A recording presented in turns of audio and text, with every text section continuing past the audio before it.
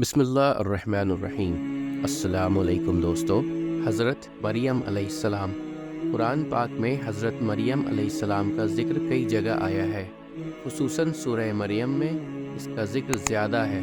آپ کے پیدا ہونے سے پہلے آپ کی والدہ نے اللہ سے منت مانی کہ میرے ہاں اولاد ہوگی، اس سے دنیا کا کوئی کام نہ لوں گی اور اسے اللہ تعالیٰ کی نذر کروں گی تاکہ تمام عمر عبادت الہی کرتا رہے۔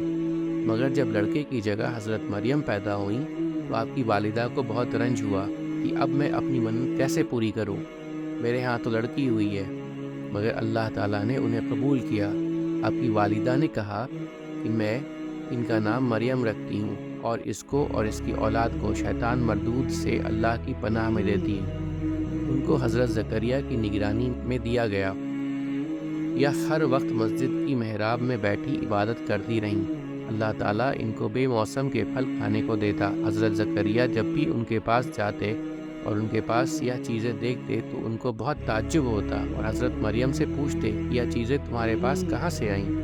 حضرت مریم جواب دیتی کہ یہ سب اللہ تعالیٰ کی طرف سے ہے، وہ جسے چاہتا ہے بے حساب رزق دیتا ہے۔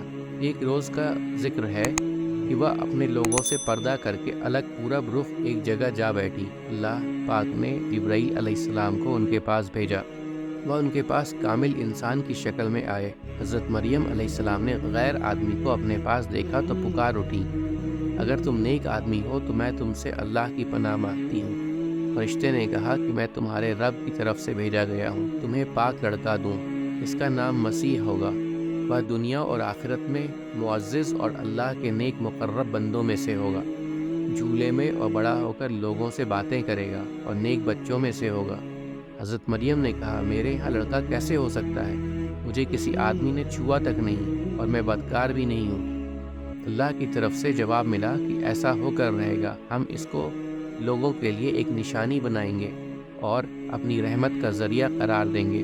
اس کو کتاب عقل اور دانائی تورات اور انجیل کی تعلیم دیں گے اور اسے بنی اسرائیل کی طرف رسول بنا کر بھیجیں گے۔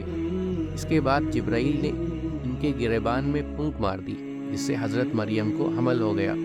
وہ دور ایک مکان میں چلی گئیں۔ انہیں درد ہوا اور وہ اس درد کی وجہ سے کھجور کی ایک درخت کے نیچے چلی گئیں۔ انہیں آواز آئی کہ تو غم نہ کر، رب نے تیرے پاس پانی کا چشمہ بہا دیا ہے اور کھجور کی جڑ پکڑ کر اپنی طرف ہلا تو اس پر پکی پکی کھجوریں گر پڑیں گی، تو کھجوریں کھا اور چشمہ کا پانی پی۔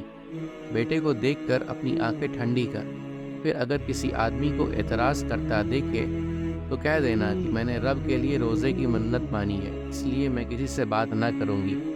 حضرت مریم اپنے بچے کو لے کر قوم کے پاس آئیں تو انہوں نے دیکھ کر کہا کہ تو نے بہت برا کام کیا، تیرا باپ اور تیری ماں دونوں میں سے کوئی بھی بدچلن نہ تھا۔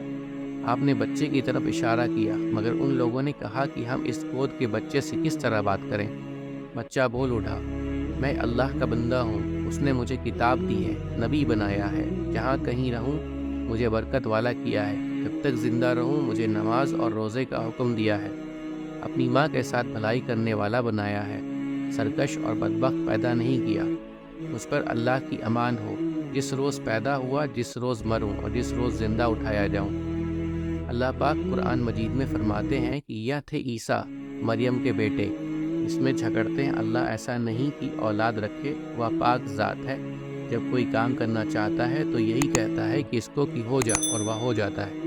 عیسائی کہتے ہیں کہ حضرت عیسیٰ علیہ السلام خدا کے بیٹے تھے، اللہ تعالیٰ نے اس کو افتراء قرار دیا اور جو ٹھیک بات تھی وہ بتا دی۔ امید کرتا ہوں دوستو کہ آپ کو آج کی ویڈیو اچھی لگی ہوگی۔ اگر آپ کو ہماری ویڈیو اچھی لگی ہے تو ویڈیو کو لائک ضرور کریں اور مزید اس طرح کی ویڈیوز دیکھنے کے لیے ہمارا چینل سبسکرائب کر لیں اور دوستوں کے ساتھ شیئر کرنا بھی مت بھولیں۔ اللہ آپ سب کا حامی و ناصر ہو۔ انشاءاللہ ملتے ہیں اگلے ویڈیو میں، اجازت دیجیے، السلام علیکم، اللہ حافظ۔